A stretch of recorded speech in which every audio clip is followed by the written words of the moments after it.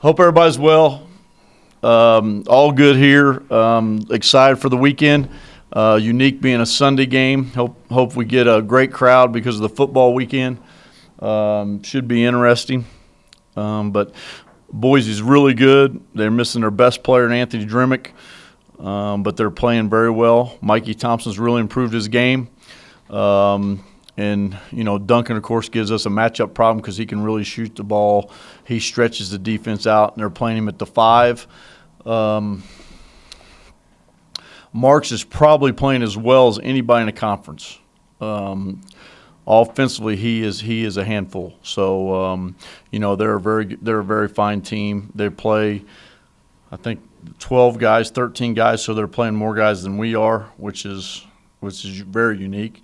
And Leon does a good job. So it should be a really hard game. Looking forward to the challenge. Gives us a chance to see if we can get better. How do you approach that? Do you let Mark do his and try to... No, we're not going to let anybody get anything. So we're just going to guard them. We'll do like we've done in years past. And we let one get away up there last year, and they played very, very well to win it. And that really was a kind of a blow to our guys mentally, but our guys bounced back last year. But they've always been tough. It was an excellent game in the Mountain West tournament. They're not as big a mismatch problem as they were last year, but they still do a lot of things that cause problems. So they're very good offensively. Without Dremick, what have they changed? They seem to be at a slower tempo this year. I don't know if they're in a slower tempo. They might not shoot the ball as fast. I mean, in the shot clock, because they were able to get him quick hitters off the down screens or cross screens and bring him off to get shots, or let him set a back screen and then pop for shot.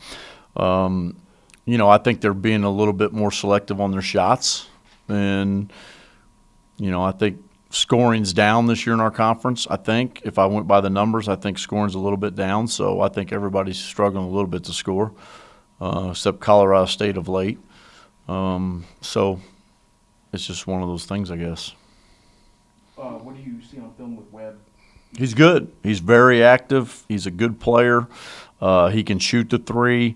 He does a lot of things defensively that kind of go unnoticed because there's not a stat for defense, but he does a really good job. He's active. You got to keep him off the boards. He had 2 or 3 really big rebounds against UNLV late that helped them. So he's a nice piece considering they lost Watkins, who I thought was a really, really good player last year. I thought he was probably – did he win most improved player in the league? Did he win? Probably should have. But he was really good. He really improved, and he was a big player in their team last year. And I think Webb gives him a different dimension. Yeah, I think, the biggest thing is you can't let them drive it. You got to keep them out of the paint. They're really good at driving the ball with Thompson and Marks.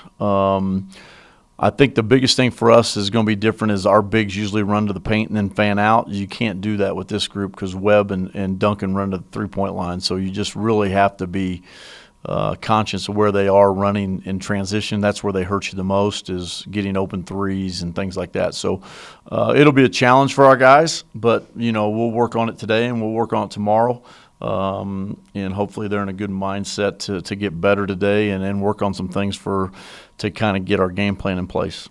You mentioned the Sunday game being up against football. What does it do to you in preparation ahead of a week with 2 road games? Still haven't figured that out, Jeff. Still haven't figured out why that game was scheduled there. I'd like to figure that out. It's just a weird that you wouldn't think outside the box to know that the football's going on.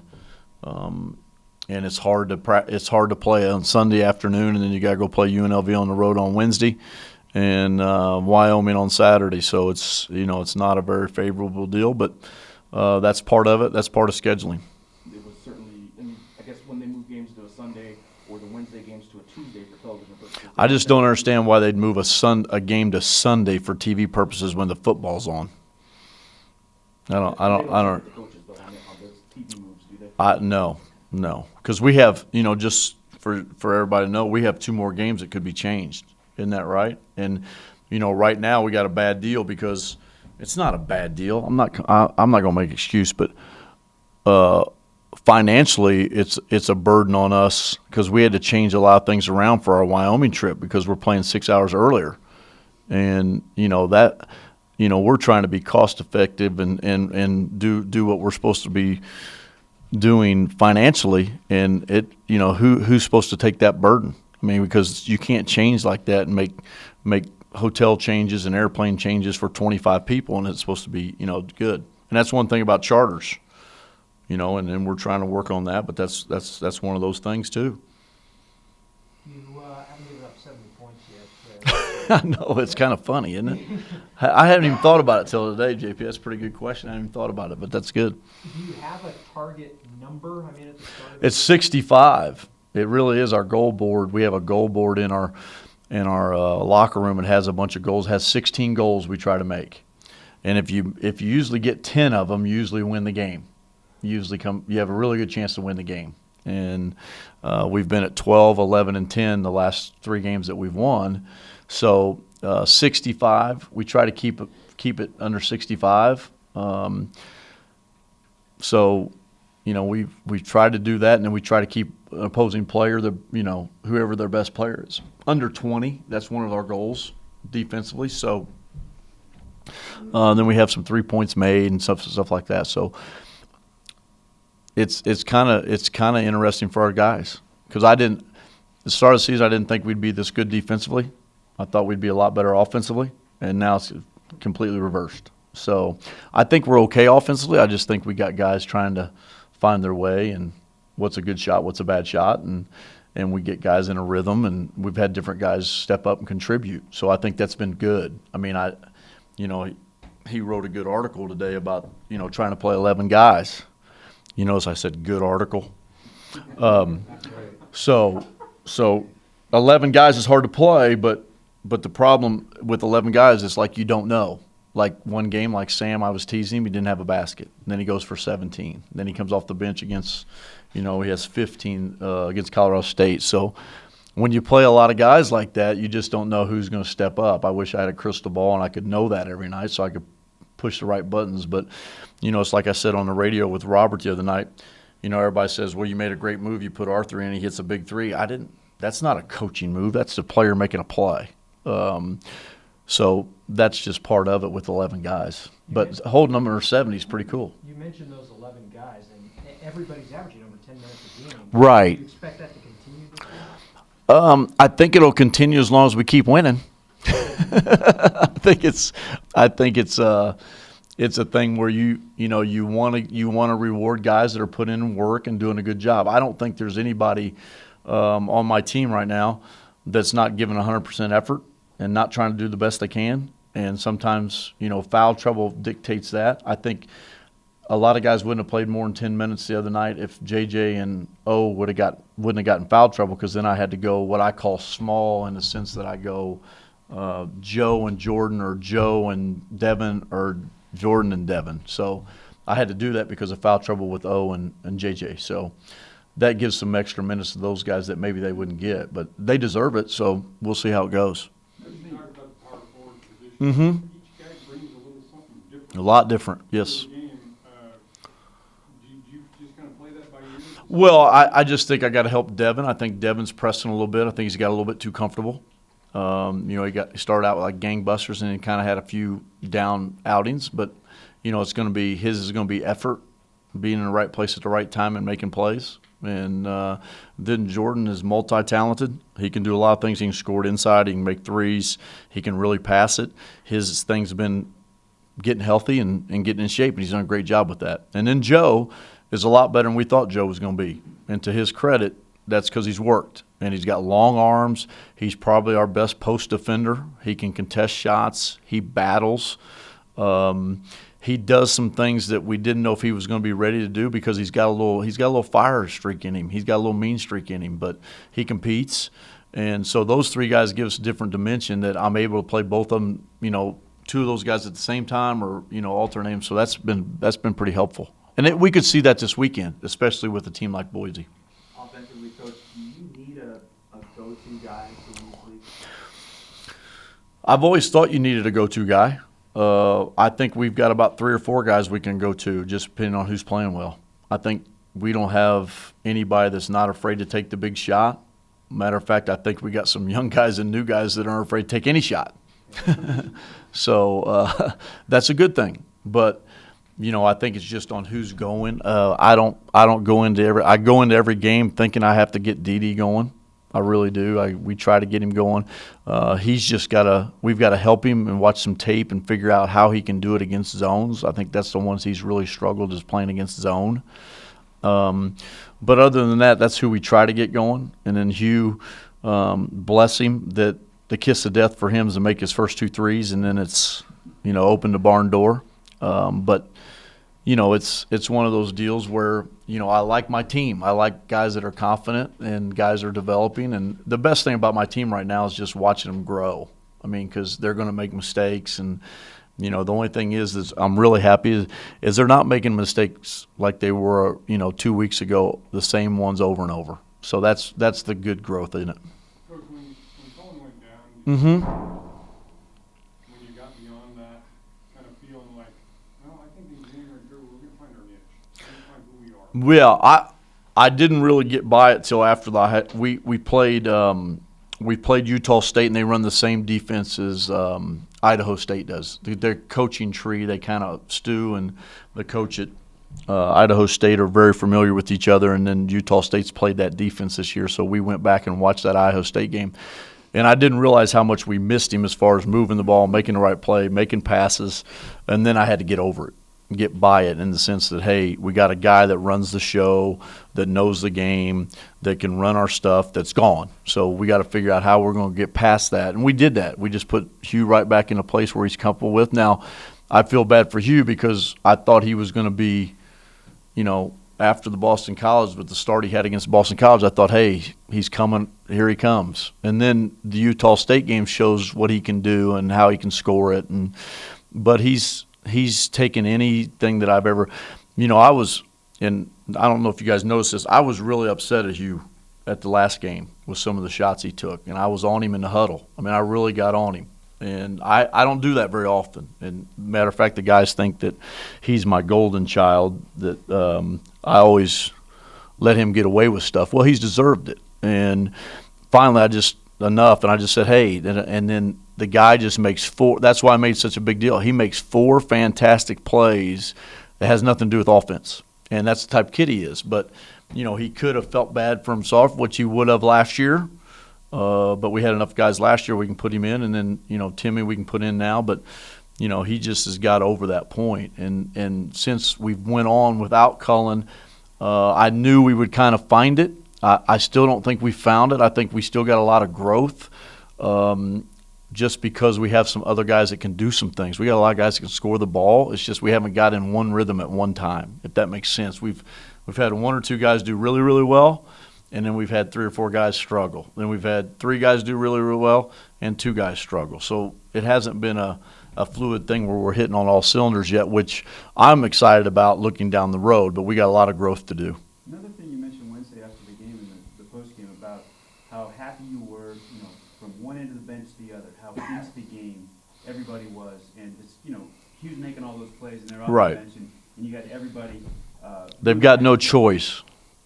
There's not much of a choice. It's about team. It's about program. It's about winning, and I'm not gonna accept any less. And that's just the way it's going to be. And it's funny how you go from one game to the next, and it can change so drastically. But the only equalizer of the whole deal is the bench, because every kid wants to play, every kid wants to score, every kid wants to do things. The biggest equalizer is if you put guys on the bench and they don't play. There's a lot of different attitudes will change if you put guys on the bench. I know you mentioned best offensive player for Anthony Jimmy. From a Hugh and Anthony standpoint, because of their history, it's kind of disappointing to you as a coach that they're not going to have one more kind of go at it? I think Hugh likes his record. I think he's up for any challenge, but I think he likes how it's played out.